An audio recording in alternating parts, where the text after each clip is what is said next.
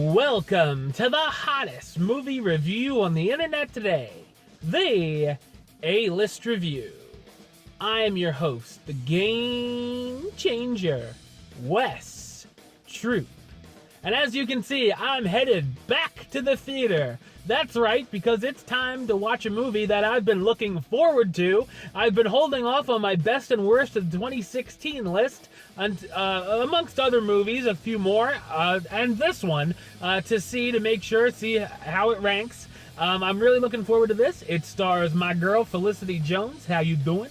And Sigourney Weaver, Liam Neeson, and some random kid. So, this should be interesting. Ladies and gentlemen, here's my review of the 2016 drama family film. We'll find out. My review of A Monster Calls, coming up now.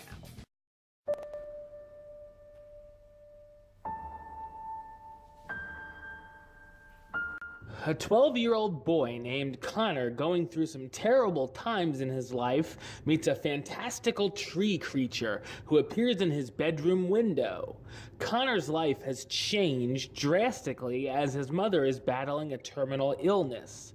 He's afraid of having to live with his grandmother, who's somewhat cold toward him, and he's also being bullied at school.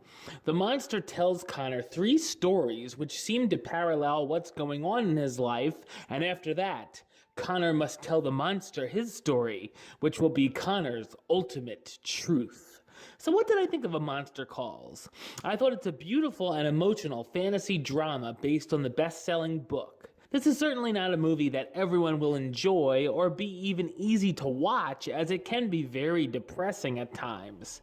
It's definitely a film that put me through the ringer of emotions. For a family-friendly film, this certainly has some heavy material throughout, and it's not exactly a feel-good story to take the little ones to. On the flip side, I feel the film could help younger audience members of any age, for that matter, going through grief or a common situation. The visuals in the film are spectacular, including the monster himself, who reminded me of Groot from Guardians of the Galaxy, but it still works fine here. All of the backgrounds and cinematography look awesome as well. When the monster tells 2 of the stories, the audience sees them as animated sequences that look fantastic. I really enjoyed the relationship between Connor and the monster, as it starts out with the monster being very imposing and even threatening to the boy, to sharing heartwarming moments with each other towards the finale, and then we find out why the monster is really there. It's interesting to ponder, are there some of the things actually going on in real life, or is it all in the character's head? The movie has strong messages throughout, one being people having more depth to them than you may know, which is displayed wonderfully with some of its characters. The third act of the film is emotional and even heartbreaking at times for audience members of any age, and I like the fact that the ending can be open to interpretation.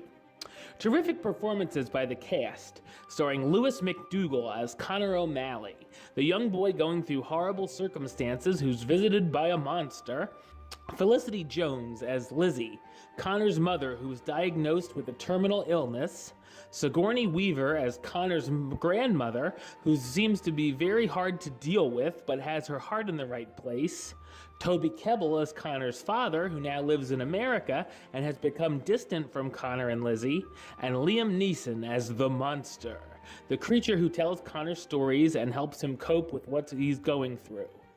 A Monster Calls is a moving and engaging experience I definitely recommend for those who can handle the issues that it deals with.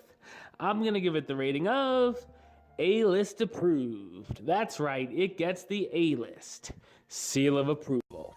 Alright, well, that's the show. I'll be back with another review very soon. I will also be checking out Hidden Figures this weekend. And if you haven't seen my review for Underworld Blood Wars, make sure you check that out too. That's already up on the page. But until then, don't forget to subscribe right here on YouTube. youtube.com/westside515. You can like the show on Facebook, facebook.com/WestTroopAlist. And of course, you can follow me on the Twitter and the Instagram @WesAlist. Until next time, Troop.